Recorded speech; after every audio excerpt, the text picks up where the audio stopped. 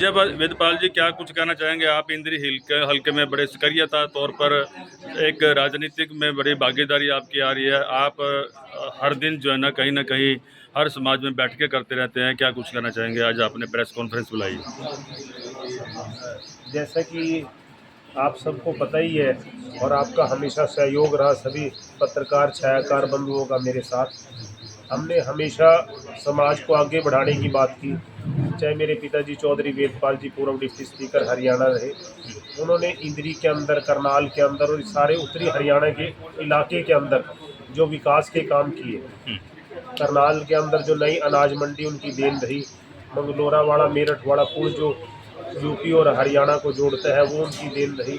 इसी तरह यहाँ कुंजपरा, गिहीड़, ब्याना, लबकरी और उमथड़ा अनाज मंडी भी उनकी देन रही। और हमने हमेशा समाज के सभी लोगों को, चाहे वो नौकरी का मामला हो, चाहे विकास का मामला हो, उसके अंदर आगे बढ़ाने और उठाने का काम किया। और समाज सेवा हमारे परिवार की पहचान है। जी, तो विधानसभा में जिस तरह से अभी टिकटों का भी अभी तक नहीं फाइनल नहीं हुआ है, तो इधर राम कुमार कश्यप जी भी अपने किस्मत आजमा रहे हैं। आपने भी बड़े अच्छे तरीके से काम को संजोया है। तो किस तरह से देखते हैं चुनाव में अगर टिकट नहीं मिलती है तो क्या भाजपा के साथ जुड़े रहेंगे? ऐसे जहाँ तक जुड़ने की बात है, मैं माननीय मनोहर लाल जी के साथ जुड़ा हूँ और माननीय मनोहर लाल जी के माध्यम से भारतीय जनता पार्टी के साथ जुड़े। हमारे परिवार की एक पहचान और सोच हमेशा ये रही, जब भी हम जुड़ते हैं तो उसके साथ दिल के साथ जुड़ते हैं। चाहे मेरे पिताजी चौधरी बंसीलाल जी के साथ जुड़े, चाहे वो जब भी जुड़े दिल से जुड़े। इसलिए हम कोई इसलिए नहीं जुड़े थे कि सिर्फ टिकट हमारा मकसद है। टिकट की मांग तो रहेगी ही और एक राजनीतिक परिवार, बड़ा राजनीतिक परिवार हमारा रहा। और पिताजी ने जब हरियाणा विकास पार्टी के प्रभारी रहे तो 14 विधायक इस उत्तरी हरियाणा से जिताए। और अगर हमें टिकट मिलती है तो सभी अन्य विधानसभाओं पे भी उसका असर पड़ेगा और सारी जगह भाजपा को एक बढ़ोतरी मिलेगी। और जहाँ तक हमारे परिवार का, हमारा मधुरभाषी, ईमानदारी और राजनीति में पारदर्शिता का लंबा 60 वर्ष से अधिक का हमारा जो रिकॉर्ड रहा। और पिताजी जिस तरह सेल्फ मेड आदमी रहे, उन्होंने 44 कंट्रीज के अंदर इंडिया को रिप्रेजेंट किया। और इंग्लैंड की जो प्राइम मिनिस्टर थी, ब्रिटेन की मार्गरेट थैचर, उसने 10 डाउनिंग स्ट्रीट लंदन में उनको सम्मानित किया। ये सब इस बात की पहचान है कि यहाँ के लोगों ने इतना प्यार, इतना आशीर्वाद, इतना सहयोग दिया, जिससे बियॉन्ड बॉर्डर भी जाकर मेरे पिताजी ने एक पहचान बनाई। और माननीय मनोहर लाल जी जो आज केंद्रीय ऊर्जा मंत्री हैं, उनके साथ और हरियाणा के मुख्यमंत्री, हरियाणा के दिलों की धड़कन नायब सिंह सैनी जी के साथ, और जो प्रदेशाध्यक्ष हैं, जो ऊर्जावान और गतिशील व्यक्ति हैं, हमेशा हर एक की बात सुनते हैं, माननीय मोहन लाल बड़ोली जी के साथ हम जुड़े हैं। और ये छोटे समय के लिए जुड़ने के लिए नहीं हम जुड़ते किसी के साथ, हम लंबे समय साथ रहकर यहाँ पार्टी को बढ़ाने, पुष्पित पल्वित करने और आगे बढ़ाने का काम करें। सुना कि हो सकता है आपकी टिकट पक्की मानी जा सकती है, कुछ लोगों का कहना है। हो सकता है वो आपके नज़दीकी हो सकता है वो भाजपा के कोई नज़दीकी हो, उस प्रकार से बताया। बट अगर मान लो ना हुई तो उस स्थिति में क्या रहेगा? ऐसे हम जब जुड़े हैं तो दिल से जुड़े हैं। जैसा कि आपने बताया कि टिकट मिलने की पूरी संभावना है, मैं तो कहूँगा कि आपकी वाणी में सरस्वती माँ फलीभूत हो रही है।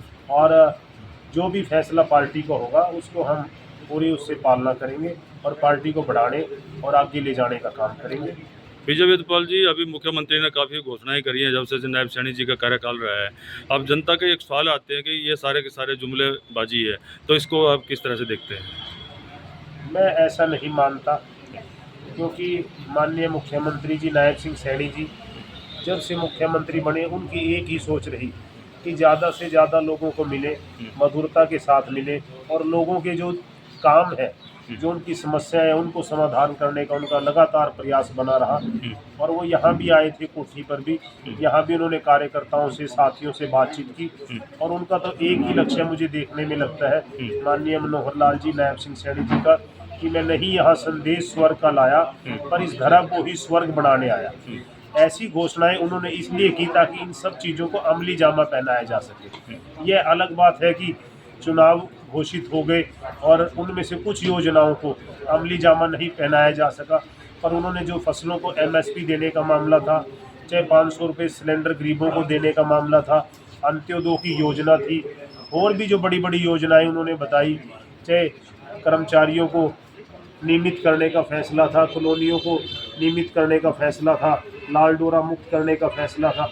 इस तरह के कई बड़े फैसले उन्होंने किए जिनका जनता लगातार लाभ भी उठा रही है। बहुत सारे समाज ऐसे हैं जो कि अलग अलग अपने, जैसे आपने जाट समुदाय के जो अध्यक्ष हैं, प्रदेश अध्यक्ष आज यहाँ आए हुए हैं, तो हर समाजों ने अपने अपने उम्मीदवारों की वो करी है कि मुखालफत करी है कि हमारे समाज के लोगों को इतने % वोट मिलना चाहिए। क्या कोई परसेंटेज के हिसाब से वोट मिलेंगे, ये जो मुख्यमंत्री के या प्रदेश प्रभारी के नज़दीक है उनको टिकट मिलेंगे? मैं ये चाहता हूँ और ये मानता हूँ कि जिनकी छवि अच्छी है, जो जिताऊ कैंडिडेट है, जिनका समाज में और इलाके के अंदर काम किया हुआ है और जो लोगों के साथ जुड़े हुए हैं, कोई भी राजनीतिक व्यक्ति एक बरादरी को लेके ऊपर नहीं बढ़ सकता। ये तो एक गुलदस्ते की तरह होते हैं जिसमें सभी बरादरियों के फूल जब लगते हैं तभी वो गुलदस्ता ज़्यादा अच्छा लगता है। और मैं तो ये मानता हूँ कि सभी बरादरियों को साथ लेकर जो चलते हैं, जैसे हमारे साथ आज कश्यप बरादरी का प्रधान ताराचंद कश्यप भी हमारे साथ जुड़ा हुआ है, इसी तरह कंबोज बरादरी के डॉक्टर कर्ण सिंह जी हैं, डॉक्टर पृथ्वीराज कंबोज हैं, ये सभी गुलदस्ते की तरह आकर हमारे साथ जुड़े हुए हैं और इस तरह जुड़े हुए साथियों के साथ ही हम आगे बढ़ना चाहते हैं और हरियाणा की तस्वीर और तकदीर बदलने में माननीय नायब सिंह सैनी जी का और मनोहर लाल जी का साथ देने के लिए तैयार है। आप इंद्र के साथ साथ और भी विधानसभा में जाते हैं, प्रोग्राम में जाते हैं, कार्यक्रम चाहे मनोहर लाल जी का हो या नायब सिंह सैनी जी का हो, तो क्या लगता है कि लोगों में किस प्रकार का सुस्तपन है या कहने के उभार है या उमा है या कोई उनमें कुछ अच्छा लगता है कुछ? ऐसे में तो जहाँ भी गया मुझे तो एक अद्भुत जोश, उत्साह और उनके अंदर प्रेम देखने को मिला और जिससे मैं निश्चित रूप से कह सकता हूँ कि आने वाली अगली सरकार प्रचंड बहुमत से भाजपा की हरियाणा में बनने जा रही है। आंकड़ा लगा रहे हैं सभी पार्टी अपने अपना, कोई 80 पार करा, कोई 75 पार, कोई 70 पार, आप कितना पार करेंगे? मैं इसमें यही कहना चाहूँगा कि हम बहुमत से सरकार बनाने जा रहे हैं। क्षेत्रवासियों से क्या कुछ अपील करना चाहेंगे? मैं क्षेत्रवासियों से ये अपील करना चाहूँगा कि प्रदेश हित में और देश हित में अच्छे लोगों का साथ दें, जिनकी भी छवि अच्छी है, जो भी उम्मीदवार बढ़िया है उनका साथ दें, उनको राजनीति में लाने का काम करें और खुद भी जो व्यक्ति इच्छुक है अच्छे लोगों को राजनीति में आना चाहिए, ताकि जो इमेज बन चुकी है, चाहे वो फिल्मों के माध्यम से, चाहे समाचारों के माध्यम से, जो अपराधीकरण और दूसरे मामले हैं उनसे दूर उठकर एक अच्छा आदर्श समाज बने। और हम तो हमेशा आर्य समाज और सर्व जातीय महासभा की बात करते हैं और आर्य समाज का भी कहना ये है कि आर्य का अर्थ है श्रेष्ठ पुरुष। श्रेष्ठ पुरुष का मतलब है हर तरह से श्रेष्ठ पुरुषों की सरकार होनी चाहिए और उसमें यह है विश्व आर्यम कर्यन्तु, यानी सारे विश्व को आर्य बना दो। आर्य का मतलब किसी धर्म से नहीं है, आर्य का मतलब है श्रेष्ठतम इंसान बना दो। Thank you sir. धन्यवाद।